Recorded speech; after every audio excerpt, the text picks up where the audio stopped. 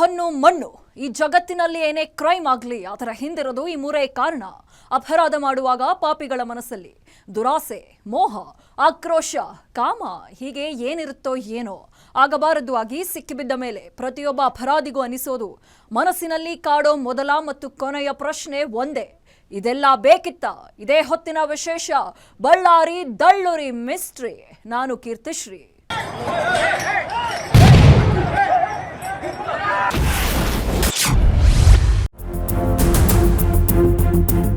Ballari bullet story ದಿನಕ್ಕೊಂದು twist ತಗೊಳ್ತಾ ಇದೆ. ರಾಜಶೇಖರ ರೆಡ್ಡಿ ಕ್ರಿಮೇಷನ್ ಕೂಡ ಆಗಿದೆ. ಆದರೆ ಪೋಸ್ಟ್ ಮಾರ್ಟಮ್ ಮೇಲೆ ಡೌಟ್. ಯಾಕಂದ್ರೆ ರಾಜಶೇಖರ ರೆಡ್ಡಿ ಅವರ ಪೋಸ್ಟ್ ಮಾರ್ಟಮ್ 2 ಸಲ ಮಾಡಿದ್ದಾರಂತೆ. ಬಳ್ಳಾರಿ ಪ್ರಭಾವಿ ನಾಯಕರೊಬ್ಬರು ಮುಂದೆ ನಿಂತು ಪೋಸ್ಟ್ ಮಾರ್ಟಮ್ ಮಾಡಿಸಿದ್ರಂತೆ. ಅದು 2 ಸಲ. ಯಾಕಂದ್ರೆ ಬುಲೆಟ್ನ ದೇಹದಿಂದ ಆಚೆನೆ ತೆಗಿದೆ, ಹಾಗೆ ಮುಚ್ಚಿ ಹಾಕೋ ಪ್ಲಾನ್ ನಡೆದಿತ್ತು ಅನ್ನೋ ಆರೋಪ ಇದೆ. Is it possible? ಈ ಸ್ಟೋರಿ ನೋಡಿ.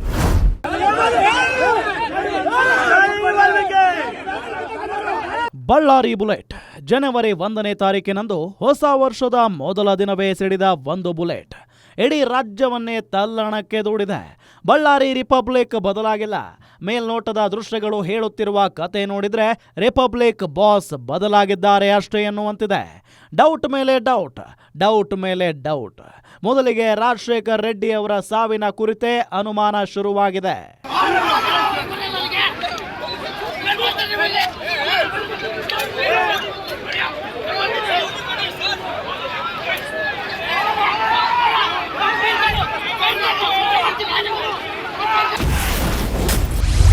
ರಾಜಶೇಖರ್ ರೆಡ್ಡಿ ಪೋಸ್ಟ್ ಮಾರ್ಟಮ್ ಕಥೆ ಏನು? 2 ಸಲ ಪೋಸ್ಟ್ ಮಾರ್ಟಮ್ ಮಾಡಿದ್ದೇಕೆ?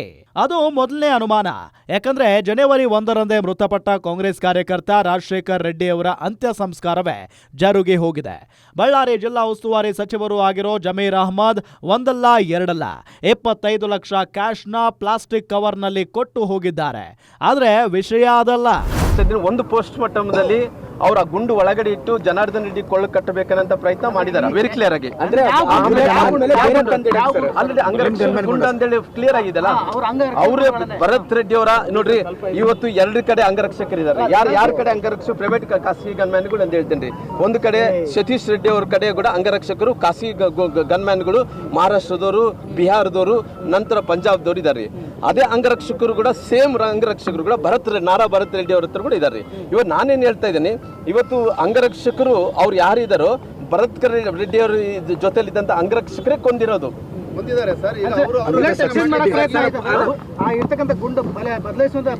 ಬದಲಾಯಿಸ್ಲಿಕ್ಕೆ ಬರೋದೇ ಇಲ್ಲ.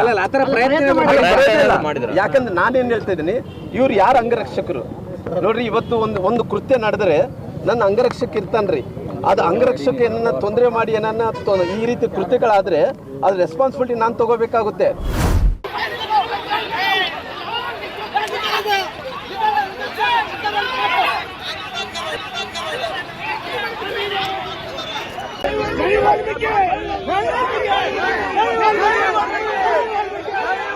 ಇದು ಶ್ರೀರಾಮುಲು ಅವರ ಆರೋಪ. ಶ್ರೀರಾಮುಲು ಒಬ್ಬರೇ ಅಲ್ಲ. ಇದೇ ಮಾತನ್ನ ಜನಾರ್ದನ್ ರೆಡ್ಡಿ ಅವರು ಹೇಳಿದ್ದಾರೆ. ಕೇಂದ್ರ ಸಚಿವ ಕುಮಾರಸ್ವಾಮಿ ಅವರು ಹೇಳಿದ್ದಾರೆ. ಅವ್ರು ನೋಡಿ, ಪೋಸ್ಟ್ ಮಾರ್ಟಮ್ 2 ಬಾರಿ ಮಾಡಿಸೋ ಅವಶ್ಯಕತೆ ಏನಿತ್ತು? ಆ ಡಾಕ್ಟರ್ಗಳ ಮೇಲೆ, ಪೊಲೀಸರ ಮೇಲೆ ಎಷ್ಟು ಒತ್ತಾಯ ಇರಬೇಕು ಹೇಳಿ ನೀವು. ಹಾಗಾಗಿ ಅಂದರೆ ಒಬ್ಬ ಕ್ರಿಮಿನಲ್ ಶಾಸಕ ಭರತ್ ಅವ್ರ ತಂದೆನೂ ಕ್ರಿಮಿನಲ್ ಆಗಿರೋ ಕಾರಣ ಅವ್ರ ತಂದೆ ನಾರಾಯಣ್ ರೆಡ್ಡಿ ಅವರು ಒತ್ತಾಯದಿಂದನೇ 2 ಬಾರಿ ಪೋಸ್ಟ್ ಮಾರ್ಟಮ್ ಆಗಿದೆ ಅನ್ನುವಂಥದ್ದು ನಮಗೆ ಪಕ್ಕಾ ಮಾಹಿತಿ ಇವಾಗ ಬಂದಿರುವಂಥದ್ದು. ಅಂದರೆ ಅವರು ಕ್ರಿಮಿನಲ್ಸ್ ಆಗಿರೋ ಕಾರಣ ಅವರು ಪ್ರೈವೇಟ್ ಗನ್ಮೆನ್ಗಳನ್ನ ಇಟ್ಕೊಂಡಿದ್ದಾರೆ. ನಮಗೆ ಯಾರಿಗೂ ಇಲ್ಲ, ಏನೋ ಒಂದು ಪ್ಲಾನ್ ಮಾಡಬೇಕಂತ ಹೋಗಿರ್ತಾರೆ. That's right. I am telling you, even now, why they have done 2 times the postmortem, on whose pressure second postmortem took place. Please bring it before the people. If any transparency in this issue, I demand this Home Minister, whether 2 times they have not done this postmortem or not.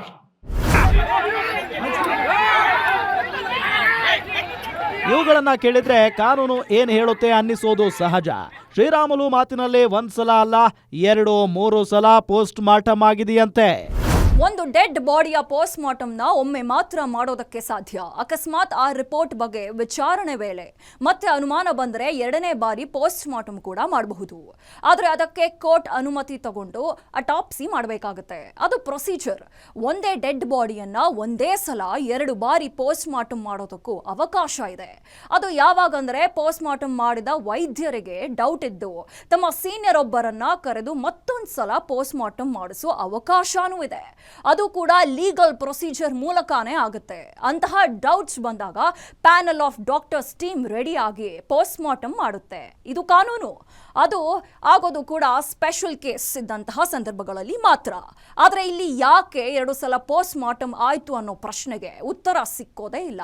ಅಷ್ಟೆಲ್ಲ ಹೋಗ್ಲಿ, ಕೊಲೆಯಾದ ರಾಜಶೇಖರ ರೆಡ್ಡಿ ಅವರ ದೇಹವನ್ನ 2 ಸಲ post mortem ಮಾಡಿದ್ದಾರೆ ಅನ್ನೋದು Sriramulu, Janardhana Reddy and Kumaraswamy ಆರೋಪ ಮಾತ್ರ. ಬುಲೆಟ್ ಸಸ್ಪೆನ್ಸ್ ಆಗಿಯೇ ಉಳಿಸೋ ಕುತಂತ್ರವಾ? ಸದ್ಯಕ್ಕೆ ಇದು ಆರೋಪ ಮಾತ್ರ. 2 ಸಲ ಯಾಕೆ ಪೋಸ್ಟ್ ಮಾರ್ಟಮ್ ಮಾಡ್ತಾರೆ? ಅದರ ಹಿಂದೆ ಸಂಚಿದೆಯಾ? ಕ್ರಿಮಿನಲ್ ಕಾನ್ಸ್ಪಿರಸಿ ಇದೆಯಾ? ಶ್ರೀರಾಮುಲು ಅವರು ಹೇಳೋದು ನೋಡಿದ್ರೆ ರಾಜಶೇಖರ್ ರೆಡ್ಡಿ ಅವರ ದೇಹದಲ್ಲಿ ಬುಲೆಟ್ಟೇ ಸಿಕ್ಕಿಲ್ಲ ಅನ್ನೋ ಕತೆ ಕಟ್ಟುವ ಕುತಂತ್ರ ನಡೆದಿತ್ತಂತೆ. ರಾಜಶೇಖರ್ ಅನ್ನೋಂಥ ಹುಡುಗ ಏನು ಪೋಸ್ಟ್ ಮಾರ್ಟಮ್ ಆಗುತ್ತೇನೋ, ಪೋಸ್ಟ್ ಮಾರ್ಟಮ್ ಒಂದೇ ಸಾರಿ ಮಾಡಲಿಲ್ಲ. ಪೋಸ್ಟ್ ಮಾರ್ಟಮ್ ಅನ್ನ 3-4 ಬಾರಿ ಪೋಸ್ಟ್ ಮಾರ್ಟಮ್ ಮಾಡಿದಾರ. ಒಂದು ಬಾರಿ ಪೋಸ್ಟ್ ಮಾರ್ಟಮ್ ಮಾಡಂತ ಟೈಮಲ್ಲಿ ಅವರು ಏನೋ ಒಂದು ಕಡೆ ಷಡ್ಯಂತ್ರವನ್ನು ಮಾಡಿ ಅದ್ರ ಹಂಗೆ ಮುಚ್ಚಾಕ್ಬೇಕನ್ನಂತ ಪ್ರಯತ್ನ ಕೂಡ ಮಾಡಿದಾರ. ಆ ಗುಂಡು ತೆಗಿಲಾರ್ದಂತೆ ಆ ಗುಂಡು ಇದ್ರೆಗ್ನ ಅಕಸ್ಮಿತವಾಗಿ ಅವ್ರ ಮೇಲೆ ಹಾಕಬಹುದನ್ನಂತ ಪ್ರಯತ್ನ ಕೂಡ ಮಾಡಿದಾರ. ಅವ್ರೇನು ಮಾಡಿದಾರ, ಫಸ್ಟ್ ಟೈಮ್ ಪೋಸ್ಟ್ ಮಾರ್ಟಮ್ ಮಾಡಿದಂತ ಟೈಮಲ್ಲಿ ಆ ಗುಂಡು ಸಿಕ್ಕಿಲ್ಲ. ಆ ಗುಂಡು ಸಿಗಲಾರ್ದಂತ ಟೈಮಲ್ಲಿ ಅವ್ರದ್ರ ಹಂಗೆ ಹೋಗಿ ಅಂತ್ಯ ಸಂಸ್ಕಾರ, ದಾನ ಸಂಸ್ಕಾರ ಮಾಡ್ಬೇಕನ್ನಂತ ಪ್ರಯತ್ನ ಮಾಡಿದಾರ.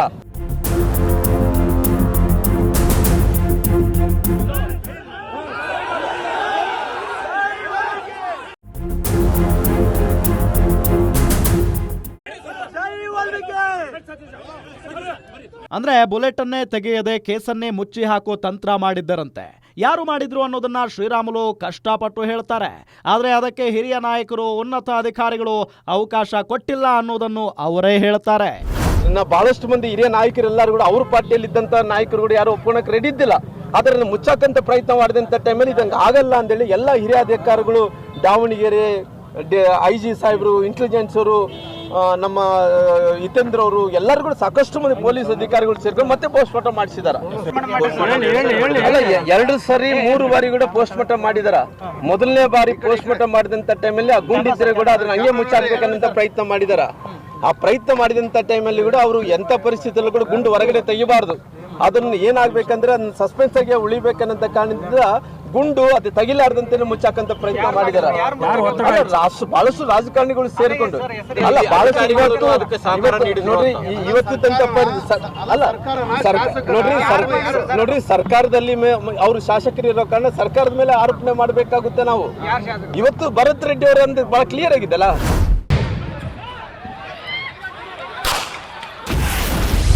ಭರತ್ ರೆಡ್ಡಿ ಮೇಲೆ ಶ್ರೀರಾಮುಲು ಆರೋಪ. ಜನಾರ್ದನ ರೆಡ್ಡಿಗೆ ಕಟ್ಟುವ ಸಂಚು ನಡೆದಿತ್ತಂತೆ. ಬಿಜೆಪಿ ಗುಂಡಾರಿಸಿರುವಂತದ್ದು ಜನಾರ್ದನ್ ರೆಡ್ಡಿ ಕೊಳ್ಳು ಕಟ್ಟಬೇಕಂದೇಳಿ ಸುಮಾರು 2,000 ಮಂದಿನ ಹಾಕೊಂಡು ಮನೆ ಹತ್ರ ಬಂದಂತ ಟೈಮಲ್ಲಿ ಕೂಡ ಏನು ಅಂತ ಹೇಳಿದ್ರೆ ಅವ್ರ ಕಡೆಯಿಂದ ತಪ್ಪಾಗಿದ್ರು ಕೂಡ ಮುಚ್ಚಾಕಂತ ಪ್ರಯತ್ನ ಮಾಡಿದ್ರು. ಪೋಸ್ಟ್ ಮಾರ್ಟಮ್ ರಿಪೋರ್ಟ್ ದಲ್ಲಿ ಕೂಡ ಅವ್ರನ್ನ ಒಂದೇ ಸಾರಿ ಪೋಸ್ಟ್ ಮಾರ್ಟಮ್ ಮಾಡಿಲ್ಲ, 2-3 ಸಾರಿ ಪೋಸ್ಟ್ ಮಾರ್ಟಮ್ ಮಾಡಿದ್ರಿಂದ ಆ ಗುಂಡನ್ನು ಫೋರ್ಸ್ಫುಲಿ ಅಂದ್ರೆ ಬಹಳಷ್ಟು ಪ್ರಾಮಾಣಿಕ ಅಧಿಕಾರಿಗಳು ಎಲ್ಲರೂ ಸೇರ್ಕೊಂಡು ಹಿಂಗೆ ಮಾಡೋದ್ರಿಂದ ಕಾನೂನು ಕೈ ತಗೊಂಡೋಗಂದ್ರೆ ನಾವು ಯಾರು ಒಪ್ಪಂತ ಸ್ಥಿತಿಯಲ್ಲಿ ಇಲ್ಲ ಅನ್ನೋಂಥ ಸಂದರ್ಭದಲ್ಲಿ ಪುನಃ ಪೋಸ್ಟ್ ಮಾರ್ಟಮ್ 2 ಬಾರಿ ಮಾಡಿ ಆ ಗುಂಡನ್ನು ತೆಗೆಯುವಂತ ಕೆಲಸ ಮಾಡಿದ್ದಾರೆ. ಶ್ರೀರಾಮುಲು ಅವರ ಮಾತು ಕೇಳ್ತಿದ್ರೆ ಸರ್ಕಾರದ ಮೇಲೆ ಸಿಕ್ಕಾಪಟ್ಟೆ ಡೌಟ್ ಬರೋದು ಸಹಜ. ಆದ್ರೆ ಕಥೆ ಅಷ್ಟು ಸರಳ ಇಲ್ಲ. ಜನಾರ್ದನ್ ರೆಡ್ಡಿ ಮೇಲೂ ಆರೋಪ ಇದೆ.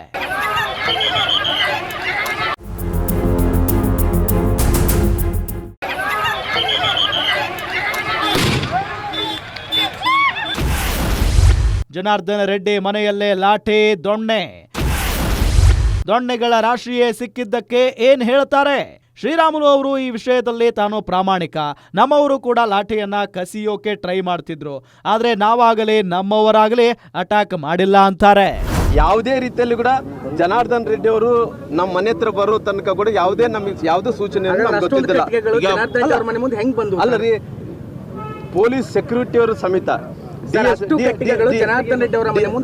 DSP ಸಾಹೇಬ್ರ ಸಮ್ಮುಖದಲ್ಲಿ ಅವರೆಲ್ಲರೂ ಕೂಡ ಇಲ್ಲಿ ಸೇರ್ಕೊಂಡ್ಬಿಟ್ಟಿದ್ರು.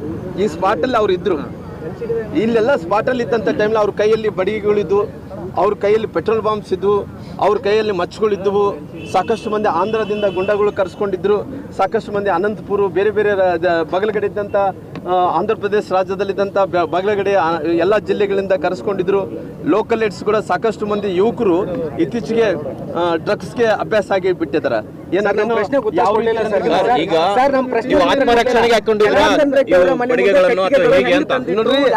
ಅಲ್ರಿ, ಯಾವುದೇ ಬಡಿಗೆ ನೋಡ್ರಿ, ಬಡಿಗೆಗಳೆಲ್ಲ ತಂದಿರೋದು ಅವರು.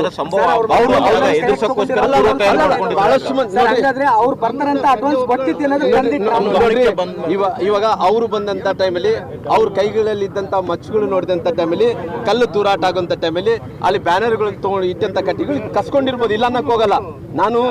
ನಾನು ಪ್ರಾಮಾಣಿಕ ಅಂತ ಹೇಳಕ್ ಹೋಗಲ್ಲ.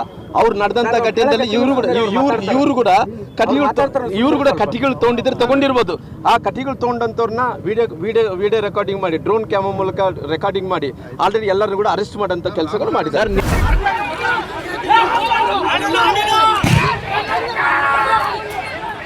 ನೋಡಿದ್ರಲ್ಲ, ಶ್ರೀರಾಮುಲು ಅವರ ಡಿಫೆನ್ಸ್ ಅಸ್ತ್ರಾನು ರೆಡಿ ಇದೆ. ಅವರು ಮಚ್ಚು ತಂದಿದ್ರು, ಖಾರದ ಪುಡಿ ತಂದಿದ್ರು, ನಮ್ಮವರು ತಂದಿರಬಹುದು. ಪೊಲೀಸರು ಪ್ರೇಕ್ಷಕರಾಗಿ ನಿಂತಿದ್ರು. ನಮ್ಮ ರಕ್ಷಣೆ ನಾವು ಮಾಡ್ಕೊಳ್ಳೋದು ಬೇಡವಾ ಅನ್ನೋದು ಶ್ರೀರಾಮುಲು ಅವರ ಪ್ರಶ್ನೆ. ರಕ್ಷಣೆಯ ಅಸ್ತ್ರವೂ ಅದೇ. ಇದೆಲ್ಲದರ ಮಧ್ಯೆನೇ ಇನ್ವೆಸ್ಟಿಗೇಷನ್ ಕೂಡ ಆರಂಭ ಆಗಿದೆ.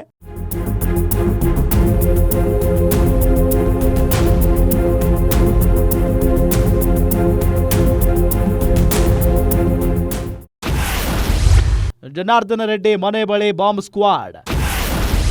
ಘಟನೆ ನಡೆದ 5 ದಿನಗಳ ನಂತರ ಪರಿಶೀಲನೆ. ಘಟನೆ ಆದಮೇಲೆ 5 ದಿವಸಗಳ ನಂತರ ಇವತ್ತು ಪೊಲೀಸರು ಇಲ್ಲಿಗೆ ಬಾಂಬ್ ಸ್ಕ್ವಾಡ್ನ ತಗೊಂಡು ಬಂದಿದ್ದಾರೆ ಅಂತಂದರೆ ನೀವು ಅರ್ಥ ಮಾಡ್ಕೊಳ್ಳಿ ತನಿಖೆ ಎಷ್ಟು ನಿಧಾನಗತಿಯಲ್ಲಿ ನಡೀತಾ ಇದೆ ಮತ್ತು ಪೊಲೀಸರ ಮಾನಸಿಕ ಸ್ಥೈರ್ಯ ಧೈರ್ಯ ಕುಗ್ಗಿಸುವಂಥ ರೀತಿಯಲ್ಲಿ ರಾಜ್ಯದ ಉಪಮುಖ್ಯಮಂತ್ರಿಗಳು ಈ ಕ್ರಿಮಿನಲ್ ಶಾಸಕರಾದ ಭರತ್ ರೆಡ್ಡಿ ಅವ್ರ ಬೆನ್ನ ಹಿಂದೆ ನಾವು ಇದ್ದೀವಿ ಅಂತೇಳಿ ಅವ್ರು ಹೇಳಿದ ತಕ್ಷಣ ಪೊಲೀಸರು ಇನ್ಯಾವ ತನಿಖೆ ಮಾಡ್ತಾರೆ. 5 ದಿನದ ನಂತರವೂ ಸಿಕ್ಕಿತೊಂದು ಬುಲೆಟ್. ವೀಕ್ಷಕರೇ, ಇಂಟ್ರೆಸ್ಟಿಂಗ್ ವಿಷಯ ಅಂದ್ರೆ 5 ದಿನಗಳ ನಂತರ ಬಂದರೂ ಒಂದು ಬುಲೆಟ್ ಸಿಕ್ಕಿದೆಯಂತೆ. 5 ದಿನಗಳ ನಂತರ ಅಷ್ಟೇ ಅಲ್ಲ, ಜನಾರ್ದನ್ ರೆಡ್ಡಿ ಪ್ರಕಾರ ಆ ದಿನ 40ಕ್ಕೂ ಹೆಚ್ಚು ಬುಲೆಟ್ಸ್ ಫೈರ್ ಆಗಿದೆಯಂತೆ. ಪೊಲೀಸರಿಗೆ ಇವಾಗ ಒಂದು ಬುಲೆಟ್ ಸಿಕ್ಕಿದೆ ಅಂತೇಳಿ ಹೇಳಿದ್ದಾರೆ. 5 ದಿನಗಳಿಗೆ 40 ಬುಲೆಟ್ಗಳು ಎಲ್ಲೆಲ್ಲಿ ಬಾಯಿ ಆಗಿರುತ್ತೆ, ಪೊಲೀಸರೇ ಎತ್ತಾಕೊಂಡು ಹೋಗಿರ್ತಾರೆ ಅನ್ನೋ ಅನುಮಾನ ನನಗಿದೆ. ಸೊ ಹೆಂಗೋ ಅದೃಷ್ಟಕ್ಕೆ ನನ್ನ ಕೈಯಲ್ಲಿ ಸಿಕ್ಕಿರುವಂಥ 3 ಬುಲೆಟ್ಗಳನ್ನ ನಾನು ನಿನ್ನೆ ಪೊಲೀಸರ ಒಂದು ಪಂಚನಾಮೆಯಲ್ಲಿ ವಿಡಿಯೋಗ್ರಫಿ ಮೂಲಕ ಕೊಟ್ಟಿದ್ದೀನಿ. ನಾನು ಇವತ್ತು ಅವ್ರ ಕೈಯಲ್ಲಿ ಒಂದು ಬುಲೆಟ್ ಸಿಕ್ಕಿದೆ. ಯಾಕೆಂದರೆ ಒಂದು ಸಿಕ್ಕಿಲ್ಲ ಅಂದರೆ ಪೊಲೀಸರ ಕಣ್ಮುಂದೇನೆ ಫೈರಿಂಗ್ ಆಗಿದೆ ಅಂದರೆ ನೀವೇನು ಮಾಡ್ತಾ ಇದ್ದೀರಿ ಅಂತೇಳಿ ಪಾಪ ಒಂದು ಬುಲೆಟ್ ತೊಗೊಂಡಿದ್ದಾರೆ. ನೋಡೋಣ ಇನ್ನು ಮುಂದೆ ಏನೇನು ಮಾಡ್ತಾರೆ. ಜನಾರ್ದನ ರೆಡ್ಡಿ ಮೇಲೂ ಇದೇ ಅನುಮಾನ. ಇನ್ವೆಸ್ಟಿಗೇಷನ್ ಸ್ಟೋರಿ ಇಷ್ಟಕ್ಕೆ ನಿಂತಿಲ್ಲ. ಆದರೆ ಒಂದು ಪ್ರಶ್ನೆಯಂತೂ ಉದ್ಭವವಾಗುತ್ತೆ. ಎಲ್ಲವೂ ಸಡನ್ ಅಂತಾದರೆ ಜನಾರ್ದನ್ ರೆಡ್ಡಿ ಮನೆಯಲ್ಲಿ ಯಾಕೆ ಅಷ್ಟೊಂದು ರಾಶಿ ದೊಣ್ಣೆ ಲಾಠಿಗಳು ಇದ್ವು ಅನ್ನೋದು. ಅಷ್ಟೇ ಅಲ್ಲ, ಮೂಲಗಳ ಪ್ರಕಾರ ಆ ಬುಲೆಟ್ ಘಟನೆ ನಡೆದ ದಿನ ಭರತ್ ರೆಡ್ಡಿ ನಿಂತಿದ್ದ ಜಾಗದಲ್ಲೇ ಸಿಕ್ಕಿದೆ ಅನ್ನೋದು ಇನ್ನೊಂದು ಸ್ಟೋರಿ. ಭರತ್ ರೆಡ್ಡಿ ಕಡೆಯವರೇ ಫೈರ್ ಮಾಡಿದ್ರೆ ಅವರು ನಿಂತಿದ್ದ ಜಾಗದಲ್ಲಿ ಏಕೆ ಬುಲೆಟ್ ಸಿಕ್ತು, ಅವರ ಕಡೆಯವರೇ ಅವರನ್ನ ಕೊಲ್ಲೋ ಪ್ರಯತ್ನ ಮಾಡಿದ್ದಾರೆ ಅನ್ನೋದನ್ನ ನಂಬೋಕ್ಕಾಗಲ್ಲ. ಒಟ್ಟಿನಲ್ಲಿ ಇಡೀ ಪ್ರಕರಣ ಗೋಜಲಾಗಿಯೇ ಕಾಣ್ತಿದೆ.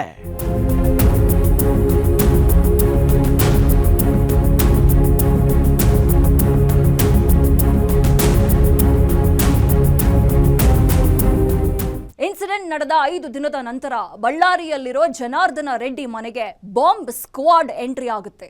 5 ದಿನ ಲೇಟ್ ಯಾಕೆ? ಅದು ಒಂದು ಪ್ರಶ್ನೆ. ಆದರೆ ರಸ್ತೆ ಸೈಡ್ ಅಲ್ಲಿ ಕೂಡ ಇನ್ನೊಂದು ಬುಲೆಟ್ ಸಿಗುತ್ತೆ 5 ದಿನಗಳ ನಂತರ. ಹೇಗೆ ಸಾಧ್ಯ? ಸದ್ಯಕ್ಕೆ ಬಳ್ಳಾರಿಯಲ್ಲಿ ಪೊಲೀಸ್ ಬೂಟ್ಗಳದ್ದೇ ಸದ್ದು. ಆ ಸದ್ದು ಯಾವ ಮಟ್ಟಿಗೆ ಇದೆ ಅಂದ್ರೆ, ಬಳ್ಳಾರಿಯಲ್ಲೀಗ 26 ಜನ ಅರೆಸ್ಟ್ ಆಗಿದ್ದಾರೆ. ಅದರಲ್ಲಿ ಗನ್ ಮ್ಯಾನ್ಸ್ ಕೂಡ ಇದ್ದಾರೆ. ಆ ಗನ್ ಮ್ಯಾನ್ಗಳಲ್ಲೇ ಪ್ರಮುಖ ಆರೋಪಿ ಹೆಸರು ಗುರು ಚರಣ್ ಸಿಂಗ್. ಆತ ಭರತ್ ರೆಡ್ಡಿ ಅವರ ಪರಮಾಪ್ತ ಸತೀಶ್ ರೆಡ್ಡಿ ಅವರಿಗೆ ಗನ್ ಮ್ಯಾನ್ ಅಂತೆ.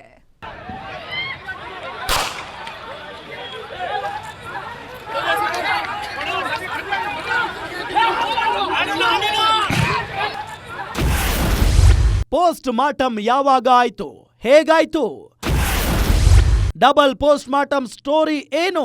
ಘಟನೆ ನಡೆದಿದ್ದು ಜನವರಿ 1ನೇ ತಾರೀಕು. ರಾಜಶೇಖರ್ ಶವವಾಗಿದ್ದು ಆವತ್ತೇ. ಮೂಲಗಳ ಪ್ರಕಾರ ಮೊದಲ ಪೋಸ್ಟ್ ಮಾರ್ಟಮ್ ಆಗಿದ್ದು ಜನವರಿ 2ನೇ ತಾರೀಕು ಬೆಳಗ್ಗೆ.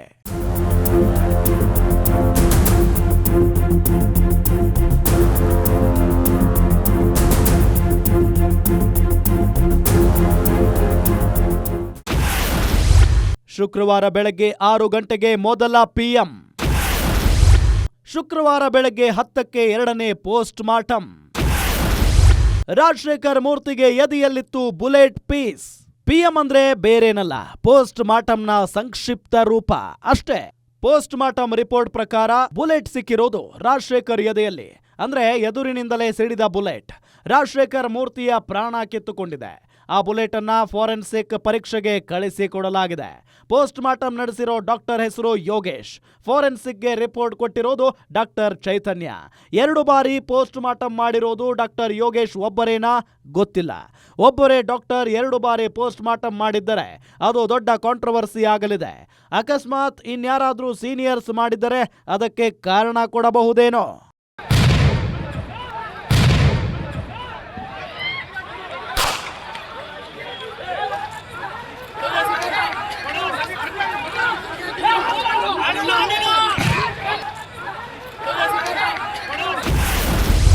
ರಾಜಶೇಖರ್ ದೇಹದಲ್ಲಿ ಸಿಕ್ಕಿರೋದು 12mm ಬುಲೆಟ್. ಆ ಬುಲೆಟ್ ಸಿಂಗಲ್ ಬೋರ್ ಗನ್ ನಿಂದ ಹಾರಿದೆ ಎನ್ನಲಾಗ್ತಾ ಇದೆ. ಪೊಲೀಸರು 5 ಬಂದೂಕುಗಳನ್ನ ವಶಕ್ಕೆ ಪಡೆದಿದ್ದಾರೆ. ಸದ್ಯದ ಮಾಹಿತಿ ಪ್ರಕಾರ ಬುಲೆಟ್ ಫೈರ್ ಆಗಿರೋದು ಸುಮಾರು 4-5 ಅಡಿ ದೂರದಿಂದ. ಅಕಸ್ಮಾತ್ 10 ಅಡಿ ಅಥವಾ ಅದಕ್ಕಿಂತ ಹೆಚ್ಚು ದೂರದಿಂದ ಹಾರಿದ್ರೆ ಬುಲೆಟ್ ಸ್ಪ್ರೆಡ್ ಆಗಿ ಇನ್ನಷ್ಟು ಜನರಿಗೆ ಗಾಯವಾಗುವ ಅಪಾಯ ಇತ್ತು ಎನ್ನಲಾಗ್ತಾ ಇದೆ. ಫೈರಿಂಗ್ ಸಂಬಂಧ ಪಂಜಾಬ್ ಮೂಲದ ಗುರುಚರಣ್ ಸಿಂಗ್ ಜೊತೆಗೆ ಬಲ್ಜಿತ್ ಸಿಂಗ್, ಮಹೇಂದ್ರ ಸಿಂಗ್ ಅನ್ನೋ ಗನ್ಮ್ಯಾನ್ಗಳನ್ನ ಪೊಲೀಸರು ಬಂಧನ ಮಾಡಿ ವಿಚಾರಣೆಗೊಳಪಡಿಸಿದ್ದಾರೆ. ಗುರುಚರಣ್ ಫಿಂಗರ್ ಪ್ರಿಂಟ್, ಕಣ್ಣು ಎಲ್ಲವನ್ನು ದಾಖಲೆ ಪಡೆದುಕೊಂಡಿದ್ದಾರೆ.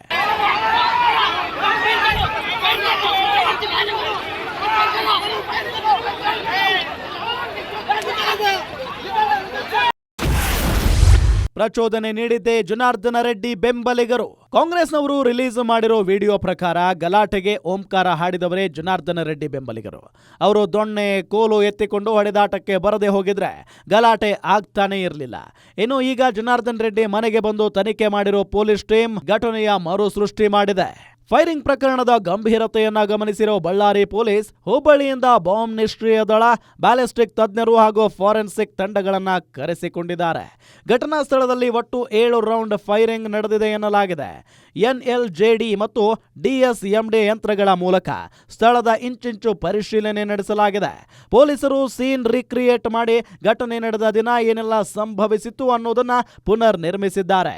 ಈ ಸಂದರ್ಭದಲ್ಲಿ IG ವರ್ತಿಕಾ ಅವರಿಂದ ಮಾಹಿತಿ ಪಡೆದು ತನಿಖಾ ತಂಡ ಕಾರ್ಯಾಚರಣೆ ನಡೆಸಿದೆ. ಜನಾರ್ದನ ರೆಡ್ಡಿ ಮನೆಗೆ ಹೋಗುವ ದಾರಿಯನ್ನ ಸಂಪೂರ್ಣ ಬಂದ್ ಮಾಡಿ ಯಾರನ್ನೂ ಒಳಗೆ ಬಿಡದೆ ಪರಿಶೀಲನೆ ನಡೆಸಲಾಗಿದೆ. ಮನೆ ಎದುರು ನೆಲಕ್ಕೆ ಬಿದ್ದಿದ್ದ ಕಾರ್ಟ್ರಿಜ್ ಹಾಗೂ ಗುಂಡಿನ ತುಣುಕುಗಳನ್ನ ವಶಕ್ಕೆ ಪಡೆದು ಪರಿಶೀಲನೆಗೆ ಕಳುಹಿಸಲಾಗಿದೆ. 9mm ಬುಲೆಟ್ ಸ್ಥಳದಲ್ಲೇ ಪತ್ತೆಯಾಗಿದ್ದು ಈ ಸಾಕ್ಷ್ಯಗಳು ಪೊಲೀಸರ ತನಿಖೆಗೆ ಮಹತ್ವದ ದಾಖಲೆಗಳಾಗಿವೆ.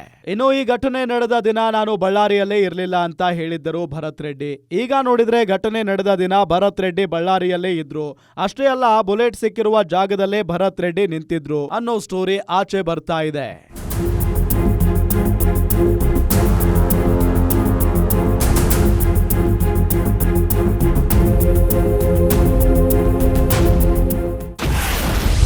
ಭರತ್ ರೆಡ್ಡಿ ಕಡೆಗೂ ಹಾರಿತ್ತಾ ಬುಲೆಟ್? ಇದು ಈಗ ಕಾಡ್ತಿರೋ ಪ್ರಶ್ನೆ. ಭರತ್ ರೆಡ್ಡಿ ನಿಂತಿದ್ದರು ಅಥವಾ ಕಾಂಗ್ರೆಸ್ ಕಾರ್ಯಕರ್ತರು ನಿಂತಿದ್ದರು ಎನ್ನಲಾದ ಜಾಗದಲ್ಲಿ ಬುಲೆಟ್ ಸಿಕ್ಕಿದ್ದೇ ಆದ್ರೆ ಜನಾರ್ದನ್ ರೆಡ್ಡಿ ಮನೆ ಕಡೆಯಿಂದಲೂ ಬುಲೆಟ್ ಹಾರಿತ್ತಾ? ಕಾಂಗ್ರೆಸ್ ಹಾರಿಸಿದ್ದ ಗುಂಡಾಗಿದ್ರೆ ಅದು ಜನಾರ್ದನ್ ರೆಡ್ಡಿ ಮನೆ ಕಡೆಗೆ ಸಿಗಬೇಕಿತ್ತಲ್ವಾ? ಇದು ಪ್ರಶ್ನೆ. ಆದ್ರೆ ಬುಲೆಟ್ ಸಿಕ್ಕಿರೋದು ಕಾಂಗ್ರೆಸ್ನವರು ನಿಂತ ರಸ್ತೆ ಬಳಿ. ಈಗ ಬುಲೆಟ್ ಪತ್ತೆಯಾಗಿರೋದು ಸಾಕಷ್ಟು ಅನುಮಾನಕ್ಕೆ ಕಾರಣವಾಗಿದೆ. ಎಲ್ಲ ಆರೋಪಿಗಳನ್ನ ಪೊಲೀಸ್ ಕಸ್ಟಡಿಗೆ ಕೊಡಲಾಗಿದೆ. ಇನ್ನು ಪೊಲೀಸ್ ಕಸ್ಟಡಿಗೆ ಕೊಡೋ ವೇಳೆ ಪ್ರತಿಯೊಬ್ಬರನ್ನು ಪ್ರತ್ಯೇಕವಾಗಿ ಕರೆದು ನ್ಯಾಯಮೂರ್ತಿಗಳು ವಿಚಾರಣೆ ಮಾಡಿದ್ದಾರೆ. ಕೆಲವರಿಗೆ ತಮ್ಮ ಮೇಲಿನ ಕೇಸ್ ಏನು ಅನ್ನೋದರ ಡೀಟೇಲ್ಸ್ ಗೊತ್ತಿಲ್ಲ. ಇನ್ನು 4-5 ಜನರಿಗೆ ಒಂದೇ ರೀತಿಯ ಅರೆಸ್ಟ್ ಮೆಮೊ ಇರೋದನ್ನು ಜಡ್ಜ್ ಪ್ರಶ್ನೆ ಮಾಡಿದ್ದಾರೆ. ಎಲ್ಲ ಆರೋಪಿಗಳಿಗೂ ಒಬ್ಬರೇ ತಂದೆನಾ, ಕಾಮನ್ ಸೆನ್ಸ್ ಇಲ್ವಾ ಎಂದು ಪೊಲೀಸರನ್ನ ಪ್ರಶ್ನೆ ಮಾಡಿದ್ದಾರೆ.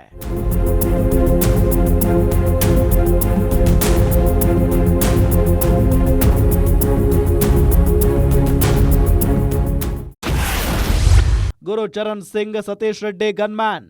ಇನ್ನು ಕೊಲೆ ಆರೋಪಿಯಾಗಿರೋ ಗುರುಚರಣ್ ಸಿಂಗ್ ರಾಜಶೇಖರ್ ಕೊಲೆ ಆರೋಪಿ. ಆತ ಸತೀಶ್ ರೆಡ್ಡಿ ಎಂಬ ಕಾಂಗ್ರೆಸ್ ಕಾರ್ಯಕರ್ತನ ಗನ್ಮ್ಯಾನ್ ಅನ್ನೋದು ಕೂಡ ಬಹಿರಂಗವಾಗಿದೆ. ಇದರ ಮಧ್ಯೆ ರಾಜಕೀಯ ಸಮರವೂ ನಿಂತಿಲ್ಲ. ಕಾಂಗ್ರೆಸ್ ಮತ್ತು ಬಿಜೆಪಿ ನಾಯಕರು ಅವರ ಮೇಲೆ ಇವರ ಮೇಲೆ ಅವರು ಅಟ್ಯಾಕ್ ಮಾಡ್ತಾನೆ ಇದ್ದಾರೆ. ಭರತ್ ರೆಡ್ಡಿ ಅಂತಕ್ಕಂಥವ್ರು ಅವ್ರ ಭಾಷಣ ನೀವು ನೋಡಿದ್ರಲ್ಲ, ಏನು ಮಾತಾಡಿದ್ರು? ನಾನು ಜನಾರ್ದನ್ ರೆಡ್ಡಿ ಮನೆಯೇ ಸುಟ್ಟು ಹಾಕ್ತಿದ್ದೆ, ಅವನು ಮುಗಿಸೇ ಬಿಡ್ತಿದ್ದೆ ಅನ್ನೋ ಭಾಷೆ ಮಾತಾಡ್ತಾರೆ. ಇವರು ಶಾಸಕರಾಗಲಿಕ್ಕೆ, ಅವ್ರಿಗೆ ಶಾಸಕರಾಗ್ಲಿಕ್ಕೆ ಅರ್ಹತೆ ಇದೆ. ಭರತ್ ರೆಡ್ಡಿ ಅವರ ಭಾಷೆ ಬಗ್ಗೆ ಮಾತಾಡ್ತೀರಾ? ಏನ್ ಸರ್, ಬಿಜೆಪಿಯಲ್ಲಿ ನೀವೇನು ಭಾಷಾ ಪಂಡಿತರು ವಿದ್ವಾಂಸರಿದ್ದೀರಾ? ಅಲ್ಲ ಸರ್, ರಾಜಶೇಖರ್ ಅಂತಕ್ಕಂಥ ನಮ್ಮ ಪಕ್ಷದ ಕಾರ್ಯಕರ್ತ, ನಿಷ್ಠಾವಂತ ಕಾರ್ಯಕರ್ತ ತೀರ್ಕೊಂಡ್ರೆ MLA ನೋವಾಗುತ್ತೆ. ನೋವಲ್ಲಿ ಮಾತಾಡಿದ್ದಾರೆ.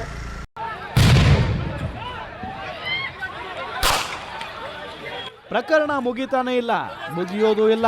ಬಳ್ಳಾರಿ ಬದಲಾಗಲ್ಲ.